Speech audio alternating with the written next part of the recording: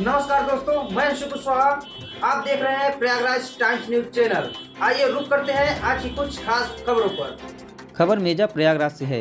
विकासखंड उरुआ क्षेत्र के कुकुरकटवा स्थित चंद्रावती पब्लिक स्कूल का वार्षिक महोत्सव धूमधाम से मनाया गया। कार्यक्रम का शुभारंभ मां सरस्वती की प्रतिमा के सामने दीप प्रज्वलित कर किया गया।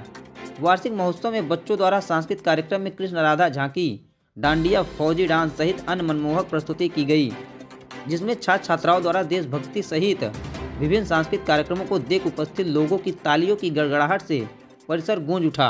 कार्यक्रम के मुख्य अतिथि के रूप में पहुंचे विधायक मेजा संदीप सिंह पटेल का प्रबंधक रमाशंकर यादव द्वारा अंग वस्त्र से सम्मान किया गया।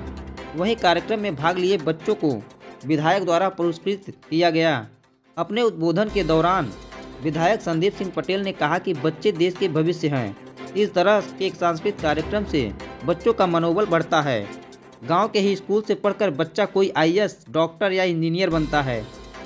बच्चों द्वारा कार्यक्रम में की गई प्रस्तुति की खूब सराहना की। वहीं विद्यालय परिसर में प्रधानाचार्य अनिल यादव, अध्यापक आलोक मिश्रा, शिवशंकर बिंद, रविशंकर प्रजापति, लवकुश यादव, मनीष प्रजापति, सुनील यादव, BL बिंद, अध्यापिका आराधना, सहयोगी विनोद कुमार यादव, राहुल भारती, संजय सोनकर, रंजित पाल, अमन यादव, ओम नारायण यादव द्वारा कार्यक्रम को सकुशल संपन्न कराया गया। प्रयागराज से अंशु कुशवाहा की खास रिपोर्ट। लाख में गांव मसौली है। तब 5वीं में बोर्ड की परीक्षा हुआ करती थी और मैं गांव के प्राइमरी विद्यालय से पढ़ने के बाद आज आप लोगों के बीच में मैं विधानसभा का सदस्य आपने हमको बनाकर भेजा है कि और मैं आज आपके बीच में आया हूं।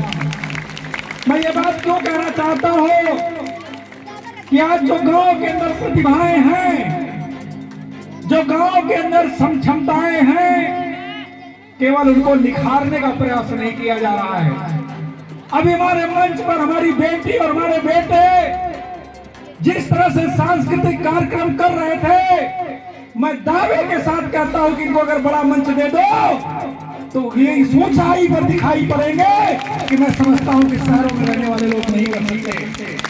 आज बड़ी चुनौतियां हैं आपके सामने, प्रिय बच्चों, आपके सामने चुनौतियां हैं। जो एक आपके माँ बाप पेट काट करके, भूखे रह करके आपको अधिकारी बनाना चाहते हैं, उनके सम्मान की भी चुनौती आपके सामने है। उनके सम्मान की चुनौती आपके सामने है। उनको बड़ी उम्मीदें हैं। मैं एक घटना याद दिलाना चाहता हूं। बाबा साहब डॉक्टर अंबेडकर जब संविधान लिखने के बाद इस देश के अंदर पहला दलित IAS बना, तो बाबा साहब डॉक्टर अंबेडकर ने उसे बुलाया और बुलाकर कहा, बेचारा IAS जो बना था वो बाबा साहब की तरफ देखता रहा। बाबा साहब पेपर पढ़ रहे थे। वो व्यक्ति सोचता था कि हमसे बाबा साहब ने कुछ कहा नहीं।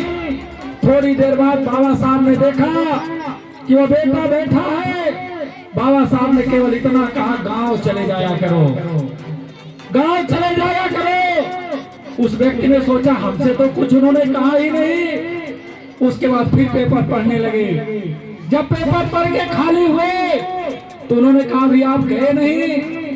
तो उन्होंने कहा बाबा साहब आपने तो मुझसे कुछ कहा ही नहीं। उन्होंने कहा मैंने आपसे यही कहा गांव में जाया करो। जब गांव जाओगे तो खेत और मेड़ पर काम करने वाली हमारी बूढ़ी माँ, हमारे किसान मजदूर की माँ जब आपको बड़ी गाड़ी में देखेगी, बड़े कपड़े में देखेगी, अच्छा कपड़ा पहने हुए देखेगी, तो उसके मन में भी जिज्ञासा होगी कि अगर हमारा भी बेटा पढ़ लिख कर IAS बनेगा तो अच्छा कपड़ा और अच्छी गाड़ी में चलेगा। ये बात मैं आपसे कहना चाहता हूँ। ये उम्मीद लेकर आज आपके बीच में आया हूँ और मुझे आशा नहीं पूरा विश्वास है। एक उदाहरण और देना चाहता हूँ।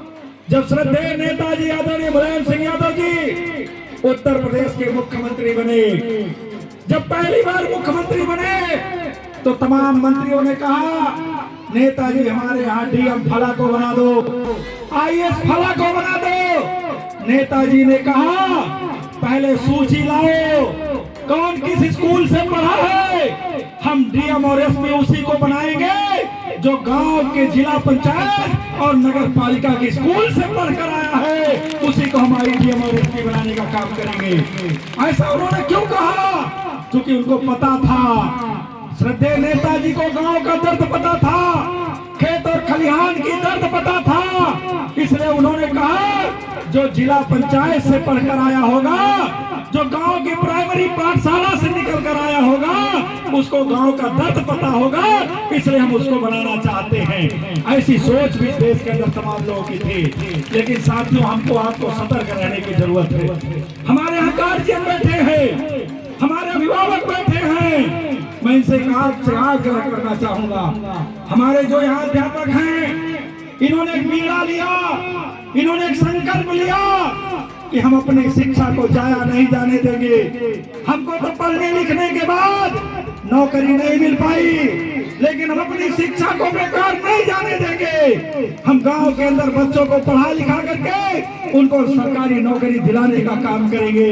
लेकिन साथियों, आपसे आग्रह करना चाहूंगा, आपकी फीस ही एक सहारा होती है विद्यालय को चलाने के लिए। हमारे तमाम गार्जियन हैं जो गरीबी का हवाला देते हैं, वो बच्चों की पढ़ाई के लिए कहीं न कहीं से पीछे कदम हटाते हैं। मैं आपको याद दिलाना चाहता हूँ,